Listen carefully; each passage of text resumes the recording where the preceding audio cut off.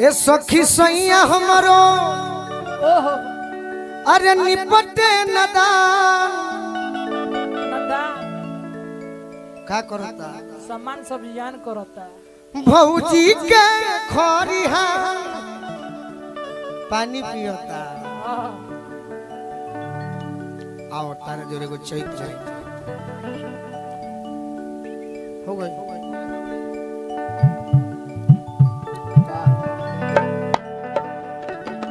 कि सखी सैया हमारो ए सखी सैया हमारो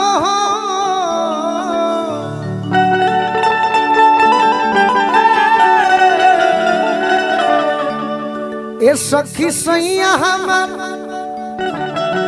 अरे निपटे नदान एकरा बाद एगो चाचा के शराबी पर सुनावे के बा भुला गई नहीं है सुनाई बढ़िया गीत सुनाई अब भौजी के खरिहान छिला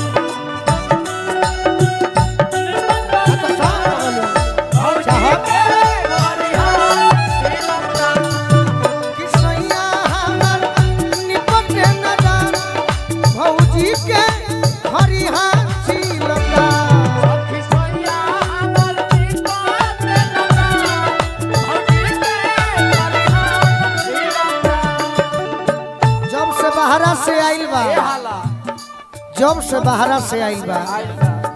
तो एक करब हो थर होई एक करब हो थर होई गइले समान भौजी के हरिहान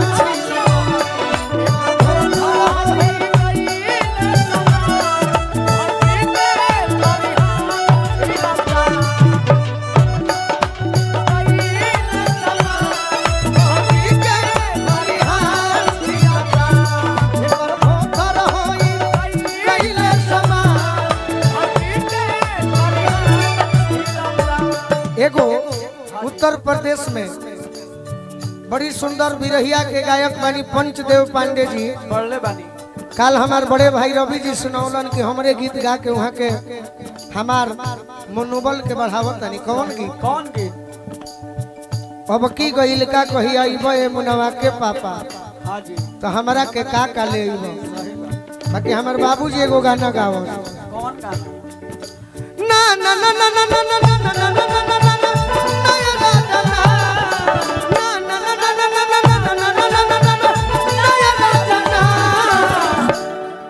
अरे ना ए राजा ना जन जई हो मटना देवरा बा चटना गोबर गोदी ना ए राजा ना जन जई हो मटना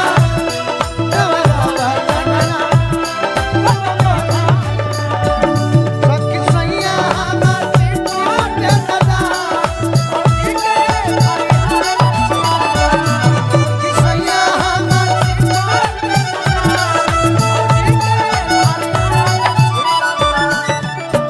तरीके सखी का कही भीजे भौजी के लुगा भीजे भौजी के लुगा ओकरे बनल बाटे सुगा ओकरे बनल बाटे सुगा आवा भौजी हमार मेहरारू काम के नहीं खे तोहरे लुगावा खींच देतनी कि हमरो ही लता जवानी के मचन भौजी के खरिहान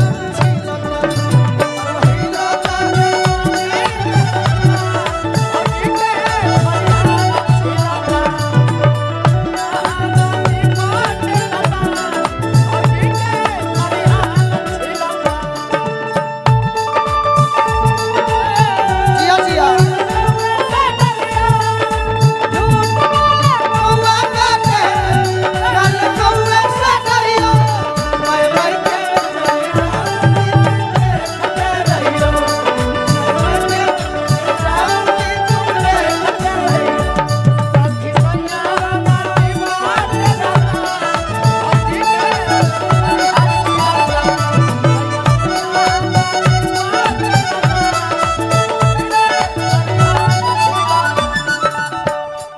घरे खेत में खेसारी कुछ करे शिकारी घरे खेत में खेसारी कुछ करे शिकारी कि भइले चैते में अरे भइले चैते में हो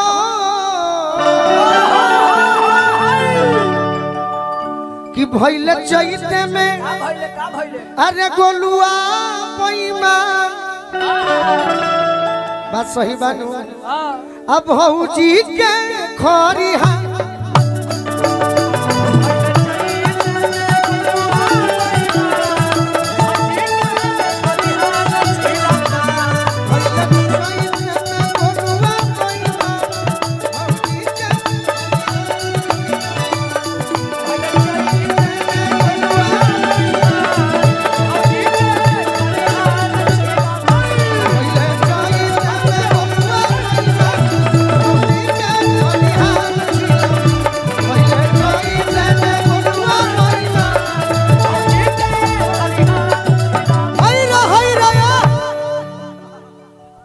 अरशद भैया कुछ कहो दूसरा